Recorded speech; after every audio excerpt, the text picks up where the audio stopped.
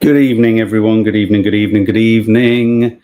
How are we all? Welcome to the Sawalha-Adderleys. If you haven't, do subscribe.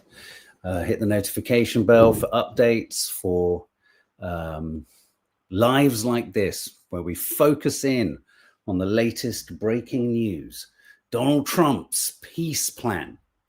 I'm only putting it in inverted commas because at the moment it's a plan. It's a peace plan, but we have to see how that plan spans out, and whether what he means by peace is peace and love or just pieces of land. That's what we're all waiting for.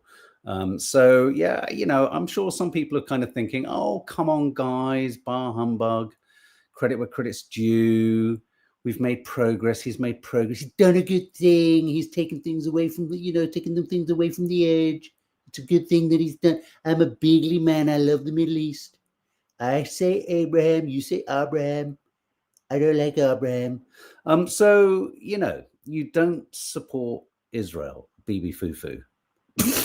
Sorry, that must be a joke.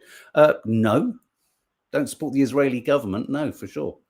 Don't have a problem with anyone who's critical of the Israeli government, but no, don't support the Israeli government at all. At all. So obviously, you need to be managed somewhat in your expectations. So what are we going to be talking about? Evening, guys. We're going to be talking about Trump's Gaza peace plan, the signing. We're going to talk about his speech, his address to the, I'm going to change my glasses because that's reflecting too much, isn't it? I'm going to talk about his address to the Knesset. Always makes me think of a GNU. Whenever I say Knesset, I think GNU. Do you know what I mean? It's that funny thing, isn't it, when there are certain words? Just bear with me 1 second. Classic. Nadia's just sent me something. Okay. So even ITV said that Trump was love bombing Netanyahu. Well, there was a bit of love bomb. Well, not only love bombing, we've got loads of things. So yeah, he stands in the Knesset and he just wanks on for hours. Sorry, we're just late. We're allowed to say things as we see it. Donald Trump just went on one. He knew he had a captive audience, or he thought he had a captive audience, because actually he did encounter a little bit of heckling. So we're going to show some of those clips. We're going to show the moment he was heckled. We're going to show some of the standing ovations. He had 33 standing ovations in total. We're going to talk and listen to a little bit of him lubing up Benjamin Netanyahu. Fortunately, you're not going to have to listen to Benjamin Netanyahu. That's a step too far for all of us. I think King Bridget, if they did, what a waste that was. So yeah, we're going to talk about the peace plan. And there are, as I just said a minute ago, there will be many people that you'll come across that go, oh, come on, bar humbug, come on. This is give peace a chance. What's the song? Someone sang it. Give peace a chance, whatever that fucking song is. Give peace a chance. So, we'll give peace a chance. It's brilliant news that the Israeli hostages have been returned, and it's kind of, it's brilliant news that the Palestinian hostages have been released, but it's not so nice that they're not allowed to celebrate.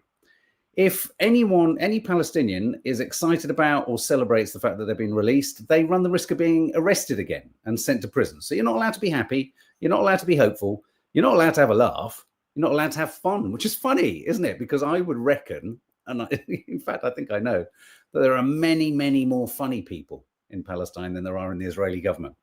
Netanyahu thinks he's funny. He really isn't funny. He's got none of the gift of the gab.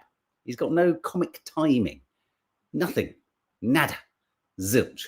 So I just thought it would be important just to have a roll through some of these, what could be, and I am going to make a gesture towards the seismic nature of the moment. Interestingly, at the very point that all the leaders of the various countries involved, the Arab nations, European, just nation after nation after nation, everyone who signed the agreement, the peace agreement in Egypt, the music they played was very portentous. Did anyone see it? I've got a clip of that too. The music was very overbearing and very sort of Avengers-esque almost in its promise of drama. So let's treat it in the spirit that perhaps Trump would like us to, which is this could be a moment where people are dancing in the streets, dancing for Chicago, dancing for New Orleans. I don't think they are, because we're arresting everyone in Chicago. So they're not dancing on the streets of Chicago. They're not dancing on the streets of Portland, Oregon, but they're dancing, and we will arrest them all. Just a note on that, a sidebar, a little bit of an ADHD night tonight. I've been watching a lot of ICE footage, just footage of the complete nut jobs masked up, fucking hoodlums that Trump's employed in America to kind of, grab anyone of color or any ethnicity. I was watching footage of them dealing with a crowd, and the crowd was so obviously staged. So I think Donald Trump is now paying people to go out to be fake agitators, to be arrested, so that pictures get sent around the world or around the rest of America. So anyway, so sticking with what is the news of the moment? Well, subsequent to us going live this morning, world leaders have signed the Gaza peace plan, and look, rather brilliantly and fortuitously, proof on the Gaza peace plan that he sent the birthday card to Jeffrey Epstein. There it is. Look, bang, right in the middle there. It's the signature that he used to denote a muff when he sent the birthday card to Jeffrey Epstein. Do you remember? And then he was like, there was no letter. JD Vance said, there is no letter. This is awful. See you in court. And then there was a letter. And it's like, oh, right. Okay, the letter's actually got a drawing around it. But anyway, that was the only thing I thought when I saw this was, okay, world leaders have signed Gaza peace plan, but Trump's signature looks both like the pubic hair it was meant to denote in the note to Jeffrey Epstein, and it also looks a little bit like the chap's moustache just behind him on the left there. So there you go. He signed it. Lots of other people signed it. He's got a bigger pen than anyone else as well. Have you noticed that? He's got a big fat black Sharpie. What a dude! He makes a loud squeaky sound. He so loves that. So it is a big deal. It is a big deal. So let's just from say it's a big deal. But the contrast of fates and the contrast of post-genocide kind of reality. It's interesting, isn't it? Because we haven't really we've never had a live-streamed genocide before. So we're in kind of uncharted territories. Not only was the live-streamed genocide uncharted territory, we're also in the uncharted territory that a live-streamed genocide was not seen as such or even acknowledged as such by the vast majority of Western leaders and mainstream media outlets too. So that in and of itself was odd. But we're also in this incredibly unique position right now of what happens the day after a genocide? What happens on day one after the active bombing and sharp-ended violence of a genocide stops? Because don't get me wrong, the genocide can continue at full tilt without bombs being dropped. The genocide can be about constraint, constriction, prevention, as in the West Bank. I've said it all along, actually. What they do in the West Bank with the settlements and the settlers, it's like a slow motion form of what they've done in Gaza quite rapidly in 2 years. They erode, they remove, they demoralize, they destroy, they deplete the local population, the local culture, the local people. And that's and what we're in now. So when I say the genocide, I'm kind of referring to the active bombing and shooting and sniping and shooting of children and in the heads and in the crutches and the groins and target, all the nasty stuff of genocide, kind of really sharp-ended genocide stuff. So, what struck me as curious today, Charlene Evans, absolutely, it goes underground, is, do you remember how much we've been told over the last 2 years that Israel is a country in existential crisis? We've been forever sold this line, haven't we? They're in existential crisis because everyone around them doesn't want them to exist. When actually, more accurately, is everyone around them just wants them to not be a nasty fuckwit, really. I mean, just stop being an absolute arse. Stop being aggressive, stop being mean, stop being arrogant, stop being too standardy, stop being an apartheid, stop being prejudiced, racist, colonialist, white supremacist, stop being all those things. And you might get on with us really nice, better. You might get on with us because actually, as Arab people, Arab nations, we're quite forgiving. We'll forgive you that if you just stop it. Just stop being an arse. But they're in existential crisis. Well, what I want you to think as I start to drop in the clips from the Knesset today of Donald Trump wittering on But there's some pearls of quite horrendous, grisly, not wisdom, but disturbance that I'm going to play to you. Moments of cringe, moments of ick, moments of, oh my God, really? All those moments. Just think to yourself, as you look at everyone in the crowd, as you look at everyone in the Knesset, as you look at everyone just sat in this incredibly formal, officious kind of Knesset with a curious K. Just think to yourself, do they look like they're in existential crisis? They don't look like they're in existential crisis at all. They all look like they've got really nice clothes on. They're sat behind really nice desks. And it looks like probably and possibly, and in fact, we know they are, all going to be able to go home, probably in chauffeured cars or Ubers or taxis, back to their lovely homes. Whereas cross-cut hard to Gaza Strip, and children are stumbling across booby traps, unexploded mortar. There's no homes, there's no water, there's no sanitation, there's disease, there's no medical aid. Still no medical aid has come in for 3 days. What a contrast, though, hey? But no, it's all the men and women in suits and dresses at the Knesset, roaring with laughter and and all this. They're the ones who are going through existential crisis. No, they're not. No, then the only people going through existential crisis right now are the Palestinians in Gaza and the Palestinians in the West Bank. They're the ones going through absolute existential angst, because now the Western world and everyone's running around going, yippity-doo-dah, we've sorted it all out, which of course everyone's relieved that the bombs aren't dropping. But then it's like the morning after and we all go, how are we going to do this? How are we going to do this?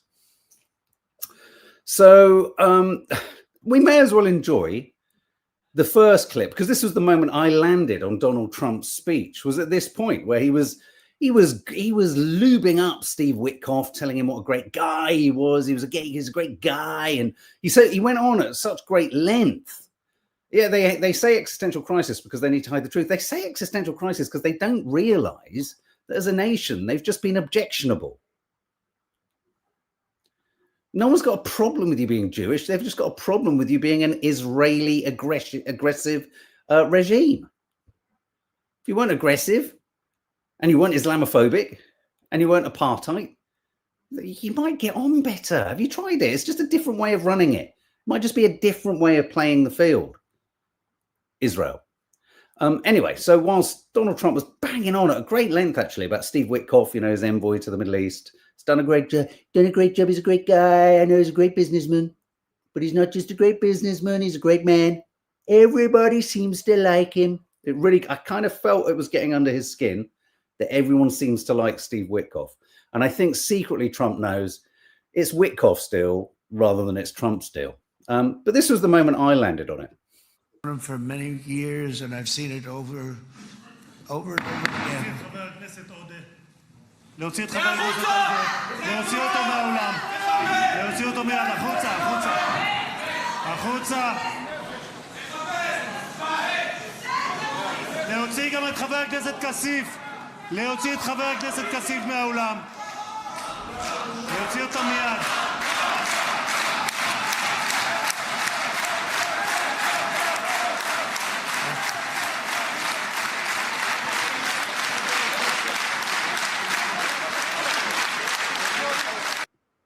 So these are left-wing or left-leaning politicians that believe, God forbid. And it's kind of encouraging and important to understand that there are some politicians who believe that a Palestinian state should be recognized, that a two-state solution is the only way forward.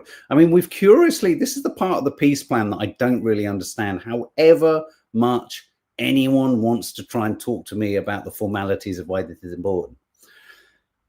Israel, every single leading politician and leader in Israel has said there will be no two-state solution. Riddle me this. How does the peace plan move forward if everyone in Israel is against a two-state solution? Bar these two guys, or two people who heckled. Here's another sort of angle on the heckle.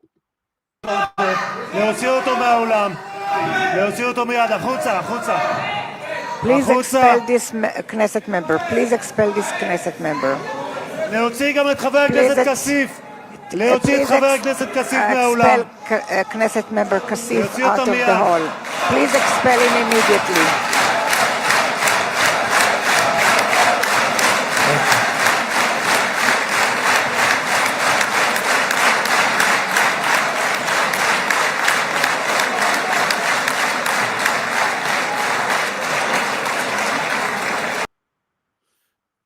And a third angle.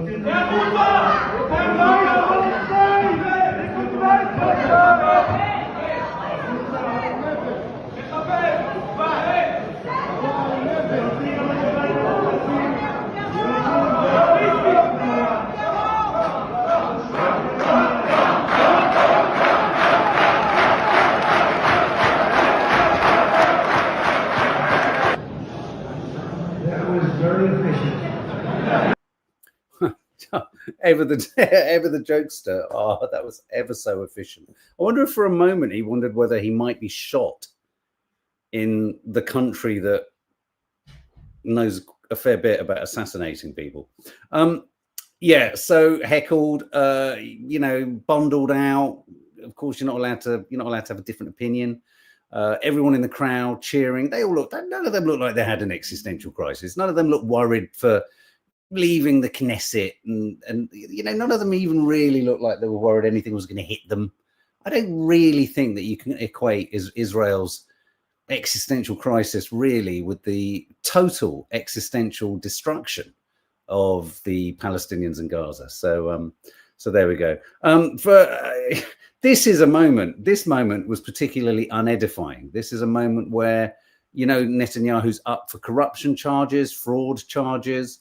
Many believe, we do too, that much of him prolonging the war in Gaza and and then hammering Iran and then Lebanon and Syria and you name it, has been him trying to avoid being actually you know, sent down or found guilty or prosecuted. So the ongoing court case is still running. So Donald Trump, you know, he's quite conversant, isn't he, in this idea of pardoning really unpleasant individuals. He's toying with the idea of pardoning Ghislaine Maxwell. He's thinking about pardoning Puff Diddy. Well, why not add to that a wanted war criminal, almost the worst we've had since World War II. Here he is demanding this of the president. Don't forget, Netanyahu is the prime minister, but he demands it of the president of Israel. Hey, I have an idea. I have an idea. Mr. President, why don't you give him a pardon? Oh, look at that. Give him an idea. Come on. Oh, look at him. Oh my God, God.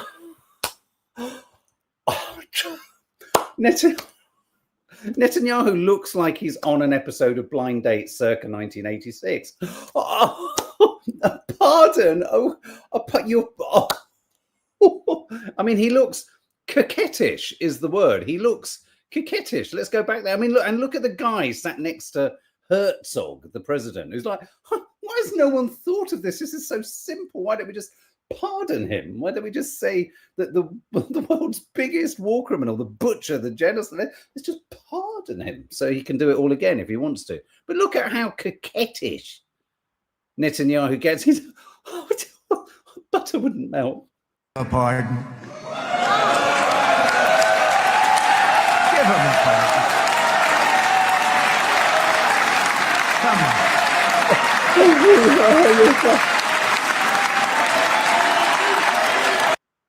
What is that look? What is Netanyahu doing? What is going on there? Oh my God, I've so got the ick. And it's not about whether the president can or can't do it. It doesn't really matter. We know he can't. But the point is that Trump thinks everyone can just do anything and pardon everyone for everything. And the way Netanyahu is standing with his hands in front of him, he's almost kind of, no, oh, don't, if you insist on a pardon, Trumpy baby. It's quite something, isn't it?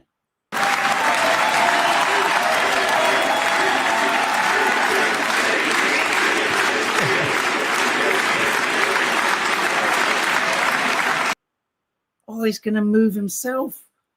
We just saw Netanyahu sipping at the furry mug of his own ego.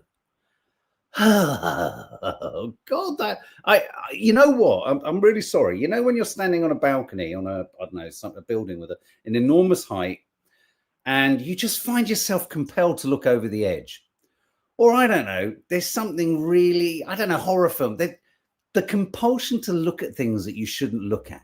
Oh, here's a good one. The compulsion to, when you're on your own, has anyone done this? Fart and smell your own fart, maybe. That's him.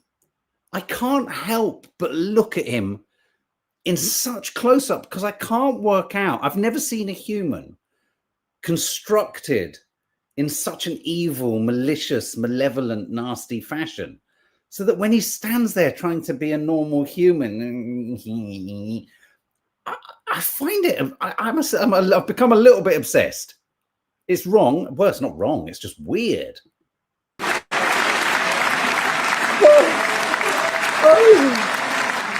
By the way, that was not in the speeches, you probably know. Oh my God. But I happen to like this gentleman right over here, and it just seems to make so much sense. You know, whether we like it or not, this has been one of the greatest wartime presidents. This has been one of the greatest wartime presidents. And oh my God. Look at his face. Look at his face. What am I looking at? I know what I'm looking at. It's Count Orlok from Nosferatu. And yet he's trying to exude vulnerability. I think Netanyahu trying to be vulnerable is one of the most hideous things I've ever seen in my life. Look at him. This is a horror film. I've got an idea. just horrible. cigars and champagne, who the hell cares about that? Oh. Because, of course, Netanyahu is part of his fraud is getting loads of champagne and cigars, you know, on expenses and stuff like that. That's, yeah, you know, like a good gangster, basically like a mobster. He's a fucking mobster. I mean, Netanyahu should be in Goodfellas, but he'd ruin it because it'd be him in it. Wasn't it? He looks ashy. What does that mean? What does ashy mean, Reese? Ashy. It's not just cringeworthy. It's not even, I mean, I know Dina, my sister-in-law, would make the vomiting, hurling sound. It's the oddest specimen because it's almost like, it's like the most evil personification, well, the most awful personification of evil in a flatulent, corpse-like body, just really straining to emanate some kind of human. It's like watching a corpse being animated by a sort of long, far distant emotion. And as he comes into kind of being with an emotion, like a flatulent corpse, it just, that's what's happening there. Hideous. It was one of the most hideous things I've seen in recent years. And tonight I'll probably watch it one more time before I go to sleep. Yeah, I've become obsessed. So basically, like you say, Michu, he said to him, "You're guilty." I mean, you can't pardon someone if they haven't done something. So just in the asking for the pardon. And the way Isaac Herzog, the president, is going, yeah, I mean, it's such a great idea. It's such a brilliant idea. I don't know why I didn't have it myself. My hands are tied. It's just the system, you know. We've got a K before the N and it spells Knesset. So it's not a silent K. So you just got to get on with what you got to get on with. Here's another one that's just absolutely hideous. And I'm making light of something that's so spectacularly serious. This next clip is straight out of, well, if you wrote this into the narrative arc of a Bond villain, the Broccolis, who used to produce it, would say, pull it out. It's unbelievable. It's too much. It's a step too far. You can't do this. You can't have a whole... Listen to this. About weapons. Bibi would call me so many times, can you get me this weapon, that weapon, that weapon? Some of them I never heard of, Bibi. Weapons to kill tens of thousands of children, women, men, innocents. He sat there laughing about weaponry that they can't even be bothered to fucking remember the names of, which have then been used to commit a genocide. He'd phone me at night, he'd give me a call, he'd say, give me the weapons, I want the weapons, I don't know what they're called, just those big weapons, they go bang, they go boom, they really scare people. I mean, what? And I take you back again. Are these people in any kind of existential fucking crisis? If these arsewipes in the Knesset want to understand why they're so hated and loathed in the region, it's for the total moral dissonance and disconnect in what they're saying here, and how over the border you've got, at best guesstimates, courtesy of the Lancet, 680,000 dead people. That's why people don't like you, Israel. It's got nothing to do with Jewishness, Judaism, anti-Semitism. You're a bunch of sociopathic psychopaths. A confession. He was phoning up, give us your worst weapons. Give us weapons I can't even remember the names of because they're so fucking malevolent and evil and destructive. What? And Netanyahu sits there because he's fucking not only got a screw loose, his entire fucking head has come off. He's had his head taken off and put back on. He is Frankenstein has a bigger heart than this guy. He sat there laughing and smiling about this anecdote. It's become a over cigars and over champagne anecdote. Do you remember, Trump, when I used to phone you in the middle of the night and order all those weird weapons? You used to ring me at ridiculous hours, Bibi, asking for all sorts of weaponry. I can't even mention the name. I can't remember. What the fuck? Hate them. But we'd get them here, wouldn't we? Huh? Yeah. They are the best. They are the best. But you used them well. You used them well. You used weaponry I can't pronounce or remember because it's so sophisticated and so genocidal and complete in its destruction. You used it well? What's the definition of using it well? Completely decimating the entire Gaza Strip.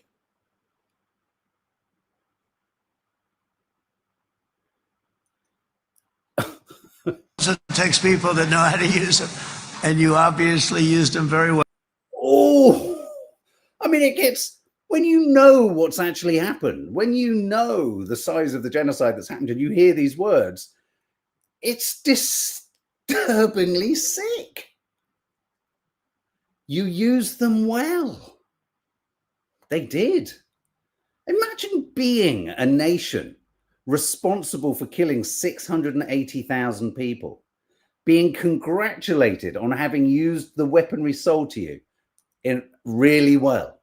If that makes you go, yippity-doo-dah, you are evil personified. And I go back to it, they're not in any existential crisis. There is no existential crisis. The only existential crisis in the region is created by Israel's policies in the region. But so many that Israel became strong and powerful, which ultimately led to peace. That's what led to peace. Oh, right.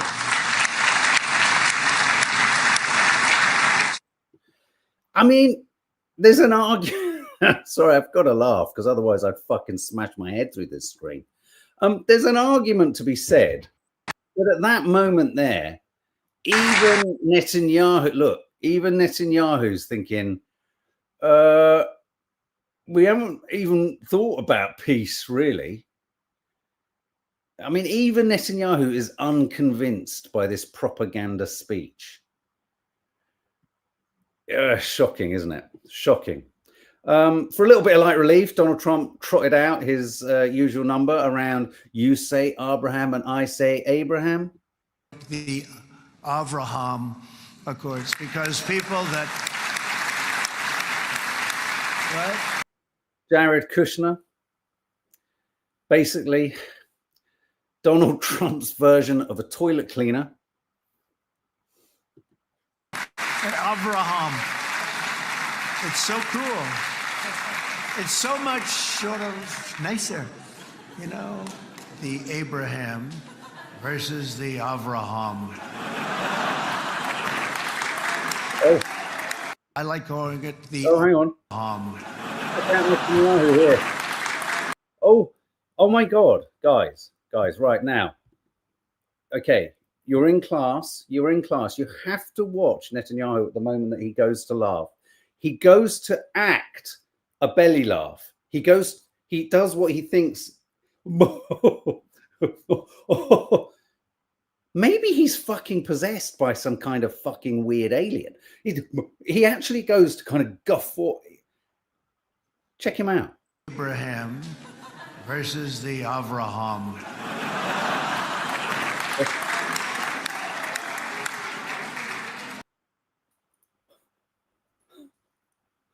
All right, Trump. Thanks, mate. Yeah. Abraham. This isn't the producers. I mean, I'm beginning to wonder, right? You know, Mel Brooks as the producers took what you felt, and I have to give Mel Brooks credit where credit's due. He took what felt like an untouchable topic, Nazi Germany, turned it into a musical. It's very funny. I think we could do something here, guys. I think we have to do BB the musical. And of course, none of us want to go for BB, but we want to go to see him sent up and pulled apart and dropped around in sort of ridiculous situations. BB the musical.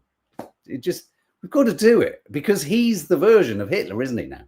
Not Springtime for Hitler. We have to have I think a Palestinian playwright needs to do a Palestinian Gazan-based version of Springtime for Hitler. But it'll have to be genocide for BB in Gaza City or something. It's got to be done. We've got to send them. The most effective way to get to these fuckers is to lampoon them. I just don't want to sound too sanctimonious when I do it. So you said sanctimonious. Split it up. This way we keep. The only man who can say sanctimonious in such a sanctimonious fashion. It's so frightening, isn't it? That they're all talking like this. He's standing up there, he's raconteuring, he's riffing, and across the border, there is 2 million people, if there are that left, 1.6, 1.7 million, struggling and sifting through dust, ashes of relatives, finding body parts, trying to identify lost relatives with no healthcare, no education system, no homes, no medical aid, a very, very slim supply of food. And they're all just riffing. And I will never have it said that Israel, and it can never be said again, when you commit a genocide so successfully and so efficiently and so destructively, you have basically removed your right to calling your scenario, your situation, one of an existential crisis. You've removed that. They've removed that. You can't engage in the level of destruction that Israel has and then play the card of we're under existential crisis. You're lucky to still be alive because what you've done is so shocking. And if I was your parent, I'd be putting you on the naughty step for sure. I just want to take us away just for a moment, then we are going to get to STARMER and we are going to get to Macron. I just want to take you to anyone know about Miriam Adelson, the donor, the major Zionist donor? She runs a bunch of, I mean, what a horrible industry to have made your money on. I mean, it says so much, doesn't it? She's a multi-billionaire, Miriam Adelson, married to, I forget her husband's name, somebody Adelson. And the family runs a massive chain of casinos in Las Vegas. In and of itself, a hideous industry. What an industry to make your wealth off the back of. I mean, you've got to be a particular type of person to be happy making so much money off that kind of thing. Anyway, so Miriam Adelson, she chucked a whole heap of fucking cash at Donald Trump for his candidacy to win the presidency. She said, here's the money. She's absolutely minted. Yeah, billionaire. Here's the money, but let Israel annex the West Bank and make sure the Gaza Strip becomes part, the Riviera. She is behind financially America's support over the years, not just Trump, but over the years, each administration. She's behind America's tacit and direct support of Israeli expansionism. And she's a fucking gambling mogul. She's a woman who's made her money off destroying people with a horrendous addiction. Nice. And then she's chucked a bit of money at this fucking arsehole, Donald Trump, and said, make sure that Israel just gobbles up even more of the Arab nations surrounding it. And, as they do it, make sure they keep screaming they're undergoing some kind of existential crisis.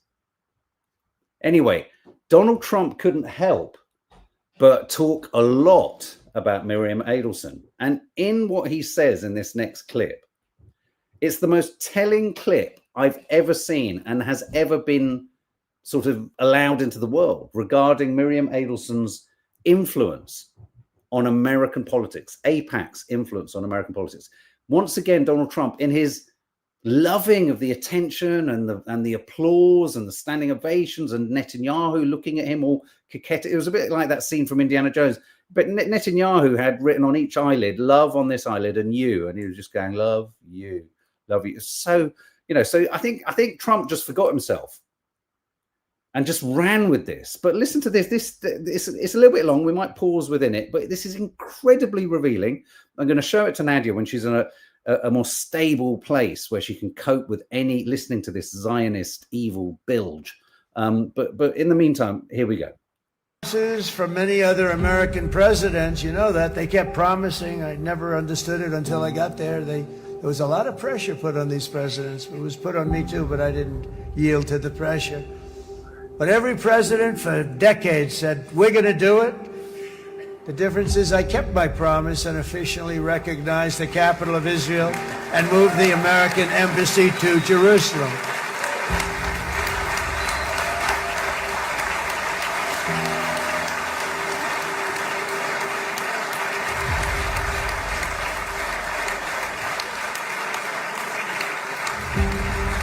Isn't that right, Miriam? Look at Miriam. She's back there. Stand up, Miriam. Stand up. Existential crisis, anyone? Undergoing existential crisis. She's a multi-billionaire. She's traveled to Israel. She's obviously not fearing for her life. She's not fearing that anything could come to her at all. She wouldn't be there. She's happily there alongside everyone all cheering. Okay, there's Miriam Adelson. There she is.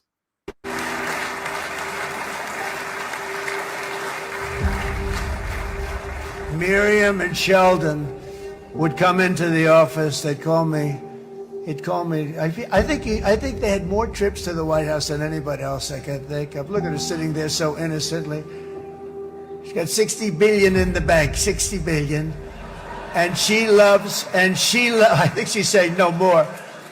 And she loves Israel, but she loves it. And they would come in, and her husband was a very aggressive man, but I loved him. So you got the picture.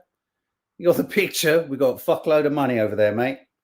You're the president. We don't give a fuck. We're coming in when we want to come in, and we're going to tell you to do some things.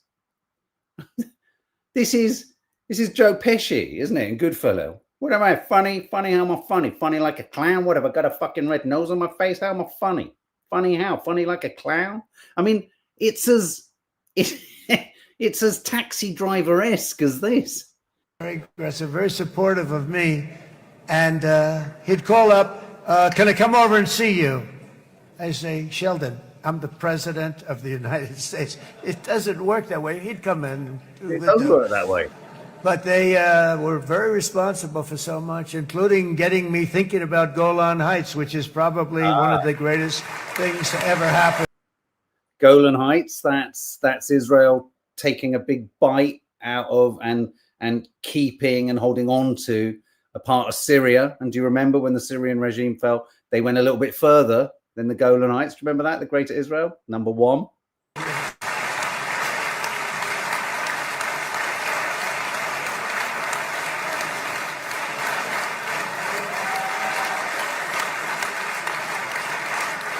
Miriam, stand up, please. She really is. I mean, she loves this country. She loves this country, but I'm sure Tucker Carlson, Candace Owens, and many other Americans and MAGA members would like to know, but does she love Israel more than she loves America? And if she does, I mean, it's a fair question. Okay. Everyone is talking about migrants and immigrants being the cause of all problems in Western countries, right? Let's just for a minute entertain the likes of Farage and the likes of Tommy Robinson and that STARMER and Kemi Badenoch and Trump, and let's just accept this as a narrative. If this is the case, isn't there a compelling and strong argument that if you're such an ardent supporter of Israel and you live in America, you should fuck off back to Israel? It's just a thought. It's just a thought.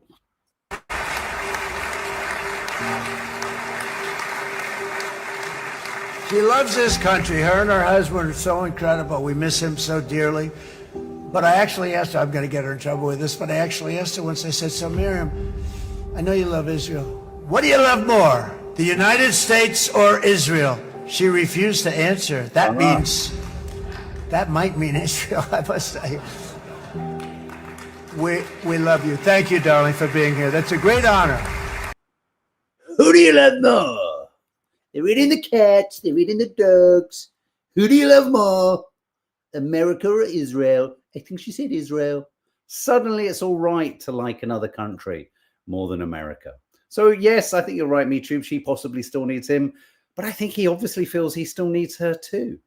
It's a two-way, really unedifying street. She does look a little bit like the drummer from the Muppets, doesn't she? Crazy. Money doesn't buy style, does it? That's funny, that one. Okay, in further news, so that was the Knesset. Then he quickly flew over to Egypt, got his big Sharpie out again, started signing bits of paper. Oh, lots and lots of leaders all signing bits of paper. And listen to the music that they plonked beneath the signing of the peace deal, which, with all due respect, could just be in tatters tomorrow, couldn't it? I mean, Israel hasn't kept a ceasefire once. So what's the betting that they're not going to keep this one? Now, if they do, brilliant. And if the slow and painful and arduous process of reconstructing the Gaza Strip could start, what would be really advantageous, actually, is if maybe Miriam Adelson popped her hand into her $60 billion account and just chucked a few shekels at the kind of problem and say, look, we bombed the fucking place to smithereens. We'll give you Palestinians the money. Could you imagine that? Could you imagine that the only people not paying for the reconstruction is Israel? In every other war in history, some nations who've committed the biggest destruction and demolition have had reparations demanded of them. Not Israel. Israel are allowed to blow the fuck up out of whatever they want, leave everything in a total fucking mess, and just walk away from the party, just going, it's not our problem. Dad will sort it out. America. But here's the moment with the music.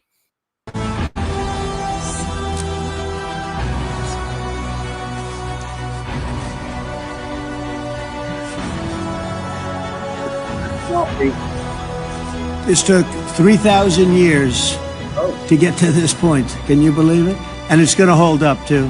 It's going to hold up.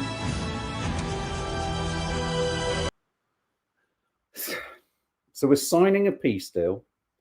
He's referencing not even biblical times. He's referencing pre-biblical.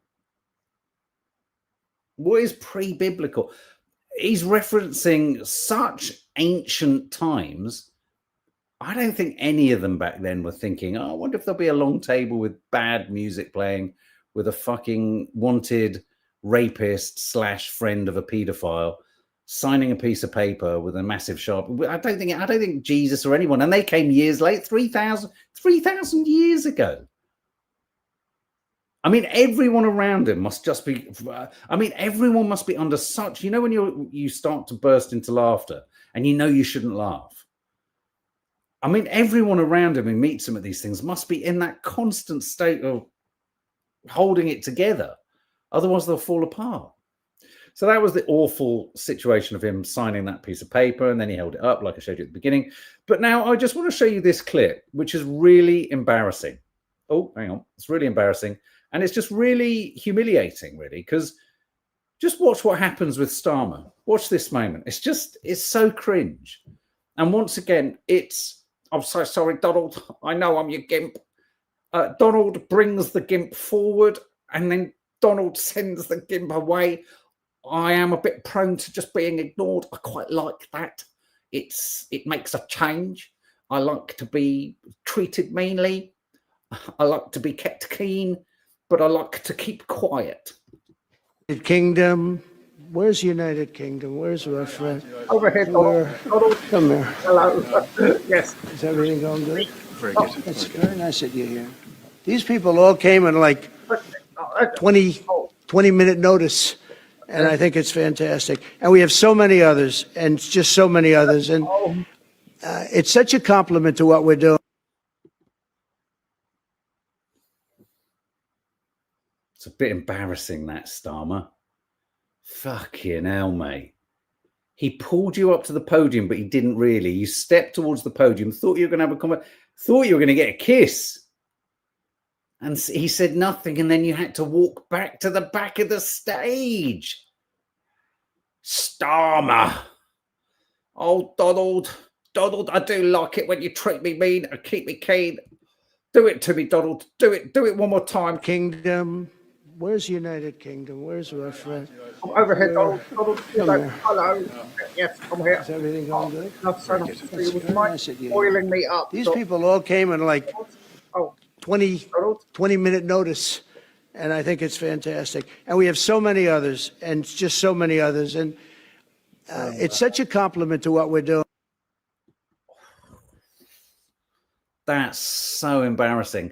I think I might have to watch that clip alongside the clip of Bibi Netanyahu trying to be coquettish.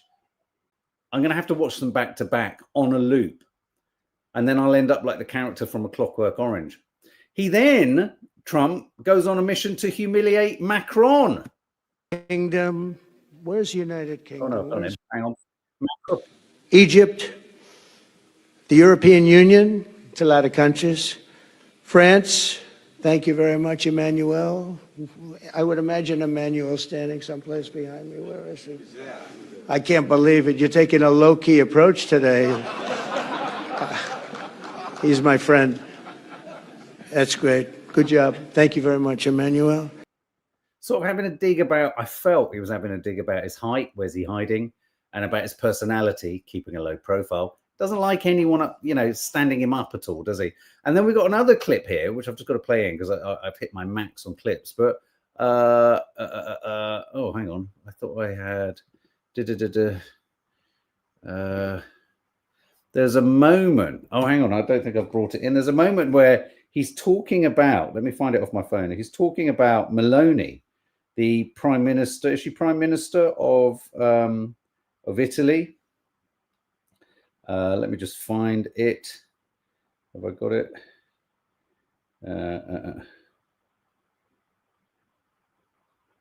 Oh no, I didn't take it in. But look, check these handshakes out. Check this moment with Macron.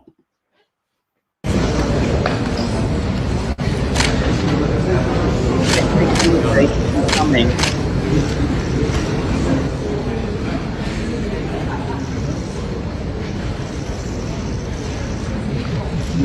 Rescued. Let me fine. See my handshake. Oh, fine. Leave me alone. I know. No, hello. I don't like to disturb about Brigitte. Brigitte is not a man. Brigitte is a woman. Yes. You smell good. Smell good. I am a big man. I like your head. Yeah. I like your intake. Leave me alone. Don't say that about my wife. Have the aliens landed? Have they? Is this them? I've got to fucking hope. I hope fucking 3i Atlas lands soon. It's just so embarrassing, isn't it? All of it. What else have we got? Oh no, Bridget. Oh, look at this. The Independent, just briefly, and then I'll shut the fuck up and head off. The Independent have pulled together 33 standing ovations. I won't play them all, but wait for number 5. And Jacob. Eternity. Netanyahu. Baby, please stand up.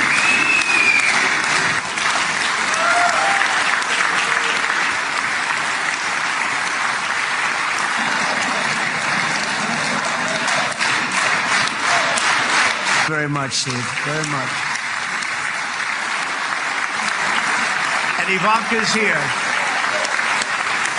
That's right.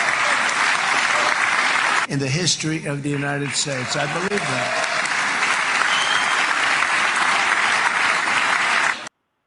Hegseth's the kind of man who's got, oh, thank God Nads isn't here. Hegseth's the kind of guy who's just got a constant boner, isn't he? And he's very impressed with himself. Oh, God, the world is going to fucking hell in a handcart. What a bunch of fucking losers, all of them. Signing pieces of paper, pretending they've sorted something out. Nothing is sorted out. The bombs have stopped dropping, and we have a total catastrophe on the ground that is now impossible to resolve in any short amount of time. Nothing that happens next is going to be sufficient for improving the quality of life for the Palestinians for decades. And Netanyahu, Israel, all those horrendous, entitled, unexistentially challenged individuals in the Knesset there, they know that they have completely hamstrung, hobbled, and kneecapped the entire Gaza Strip and have essentially neutered the West Bank. So as we all step towards peace and as we all step towards the next halcyon days of prosperity, they always talk about prosperity. It's only ever their prosperity. Whenever these fuckheads talk about prosperity, it's their prosperity. It's not the prosperity of people. Dubai, Abu Dhabi, all these countries were built on slavery, built on oppression. Israel is run by apartheid. And, it's all fucked. It's all corrupt. And, none of the fucking structure of anything that they're going to develop in the ensuing kind of months is going to in any way touch the edges of changing or transforming anything. What we're going to be force fed in the West is this, that, wow, look, these Palestinians in Gaza now have a bucket of water. It's okay now. Would you be okay with just a bucket of water and everything else in your life removed, including all your relatives? That's what we're going to be asked to feel by our media and our politicians. Well, we had to always get to day one, and we always have to. Now that's in the past. Let's move on. And I found the George Orwell quote. I'm going to send it up there. You're going to have to bear with me just whilst I find it, because it's a very powerful quote, and it speaks to the absolute truth of the current situation. Once again, you turn to art and literature to find truth and meaning in all of this. And let me just find it for you. This by George Orwell. Who controls the past? Think about that. Think about that. Who controls the past controls the future. Who controls the present controls the past. So who controls the past controls the future. So Israel, America, and the world have tried to tell us that there was no situation prior to October the 7th. So they're totally controlling the past. They're controlling the recent past by denying things, and they're controlling the medieval pre-biblical past by trying to pretend that some kind of thought enshrined in not even a book, because even the Bible wasn't written, somehow means they have some kind of land deed to the land that they're now in. So who controls the past controls the future. They're controlling the future now. Who controls the present? And who's controlling the present? All of these fuck bastards who are running around with fucking Sharpie pens. They control the present, and they're going to control the past. It's all control. It's all about control, controlling the future, controlling the past, controlling the present. It's just And that's why, from the get-go, it's been such a sinister and considered act to not, I mean, they haven't been able to do it entirely. Of course not. Thank God for social media. They haven't been able to do it entirely. But they have tried, and they have, prior to social media, always succeeded in keeping the world's eyes away from what they do to the Palestinians. This is the first time they have been able to do that. But my God, rest assured that they'll find a way to prevent it ever being able to be looked at or seen again. And that's been without our media going in. I mean, I know we've long sort of opined on the idea that let our media in. And then you look at our media and you think, oh, don't let our media in. Actually, they'll give us the same jaundiced shit that Israel gives us. So, you know, you be careful what you wish for. So anyway, guys, I just thought I'd walk you through some of the worst bits. They were all pretty bad, weren't they? Of Trump's whistle-stop tour of Israel and Egypt. See you in the morning, team, as ever, bright and early, for more chit-chat and a chew through whatever's hit the headlines tomorrow. All right, guys.